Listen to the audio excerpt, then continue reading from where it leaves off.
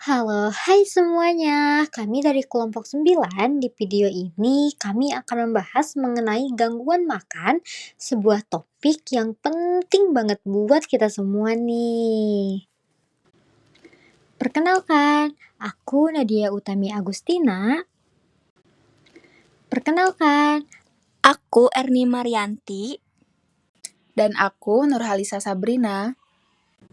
pernahkah kamu atau orang di sekitarmu merasa takut makan karena takut gemuk? Atau justru makan berlebihan dan merasa bersalah setelahnya? Kalau iya, hati-hati. Bisa jadi itu adalah tanda dari gangguan makan. Di dalam video ini, kita akan membahas salah satu topik penting di dalam psikologi klinis, yaitu gangguan makan atau eating disorder. Apa sih gangguan makan itu? Gangguan makan adalah kondisi psikologis serius yang memengaruhi cara seseorang berpikir tentang makanan, berat badan, dan citra tubuh. Menurut DSM-5, gangguan makan mencakup perilaku makan yang tidak normal dan beresiko terhadap kesehatan fisik maupun mental seseorang. Gangguan makan ini bukan sekedar gaya hidup, tapi bisa berakibat fatal jika tidak ditangani dengan tepat. Ada 3 gangguan makan yang sering kita jumpai. Pertama, penderita anoreksia nervosa memiliki ketakutan ekstrim akan berat badan. Mereka membatasi makan secara ekstrim, bahkan ketika tubuh sudah sangat kurus. Ciri-cirinya, berat badan sangat rendah, distorsi citra tubuh, dan ketakutan berlebihan akan gemuk. Yang kedua, ada bumilia nervosa. Penderita ini mengalami episode makan berlebihan atau binge, lalu mencoba mengimbanginya dengan cara yang tidak sehat seperti muntah paksa atau olahraga berlebihan. Ciri-cirinya siklus makan berlebihan dan kompensasi, rasa bersalah, dan tekanan emosional. Yang ketiga ada binge eating disorder atau BED. Penderita ini sering makan dalam jumlah besar secara cepat dan tidak terkendali, tapi tanpa kompensasi seperti pada bulimia. Ciri-cirinya ada 3. Yang pertama ada rasa kehilangan kontrol saat makan. Yang kedua makan diam-diam. Dan yang terakhir ada perasaan malu atau jijik setelah makan. Gangguan makan ini disebabkan oleh kombinasi beberapa faktor. Yang pertama ada faktor psikologis, yaitu ada harga diri yang rendah, perfeksionisme, dan trauma masa lalu. Faktor yang kedua ini ada sosial, yaitu tekanan media sosial, standar kecantikan yang tidak realistis. Dan faktor yang ketiga ada faktor biologis, yaitu ketidakseimbangan neurotransmitter dan faktor genetik. Contohnya, yaitu remaja yang terus-menerus terpapar konten tubuh ideal di media sosial bisa merasa tubuhnya tidak cukup baik. Dampaknya sangat serius, bahkan bisa mematikan.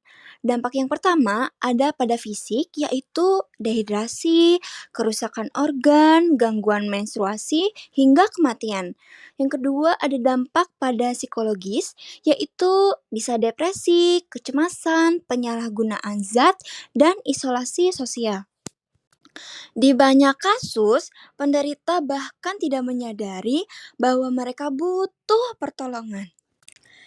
Penanganan gangguan makan ini membutuhkan pendekatan multidisipliner seperti psikoterapi, yaitu pendekatan terapeutik yang bertujuan untuk membantu individu memahami dan mengatasi masalah emosional, perilaku, serta mental yang mereka alami. Dalam psikoterapi, terdapat berbagai pendekatan yang dapat digunakan untuk menangani gangguan makan. Di antaranya ada Cognitive Behavior Therapy atau CBT. CBT adalah salah satu pendekatan psikoterapi yang paling efektif untuk gangguan makan. Metode ini berfokus pada hubungan antara pikiran, perasaan, dan perilaku.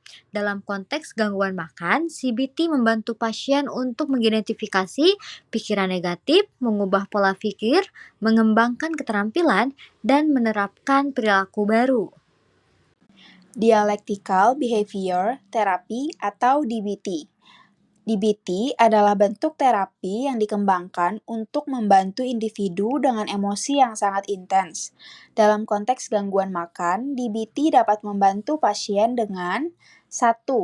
Regulasi emosi, yaitu mengajarkan keterampilan untuk mengelola emosi yang kuat dan mengurangi perilaku impulsif.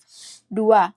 Mindfulness, mendorong pasien untuk lebih sadar akan pikiran dan perasaan mereka tanpa menghakimi, yang dapat membantu dalam mengatasi dorongan untuk makan secara emosional.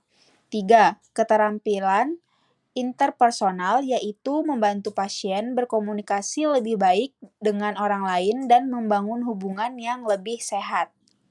Selanjutnya ada terapi interpersonal atau IPT.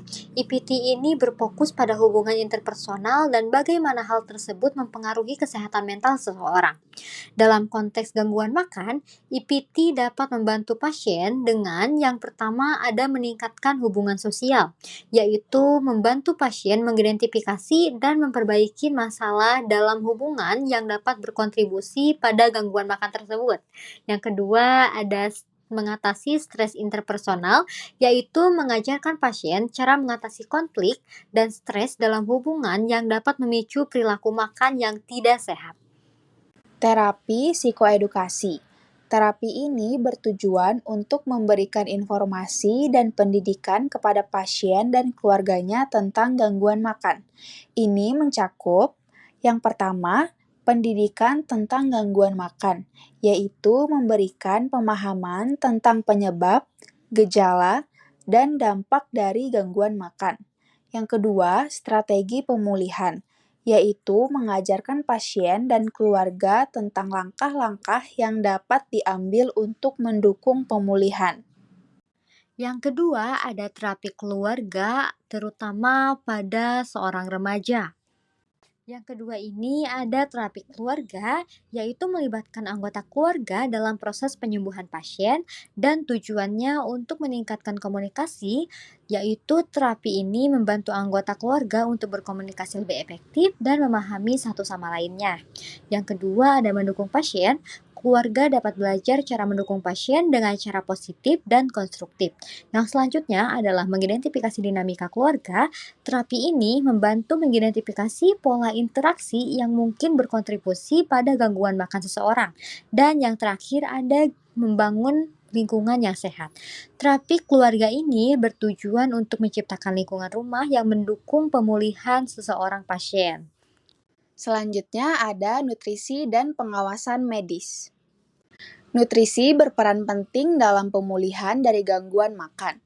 Pendekatan nutrisi meliputi yang pertama, pendidikan nutrisi, yaitu memberikan informasi tentang pola makan yang sehat dan seimbang, serta pentingnya nutrisi bagi kesehatan fisik dan mental.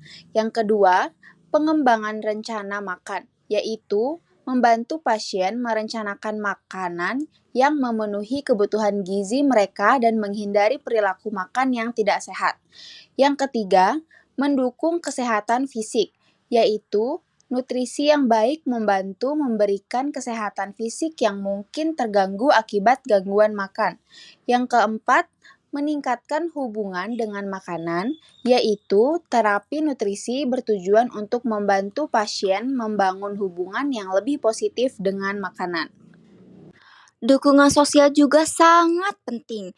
Jangan menghakimi, tapi dengarkan dan bantu mereka untuk mencari bantuan profesional. Gangguan makan bukan soal makanan semata. Ini tentang bagaimana seseorang melihat dirinya sendiri dan dunia di sekitarnya. Mari kita lebih peka, lebih peduli, dan lebih siap untuk membantu, karena di balik senyum seseorang bisa saja tersembunyi pergulatan yang tidak terlihat.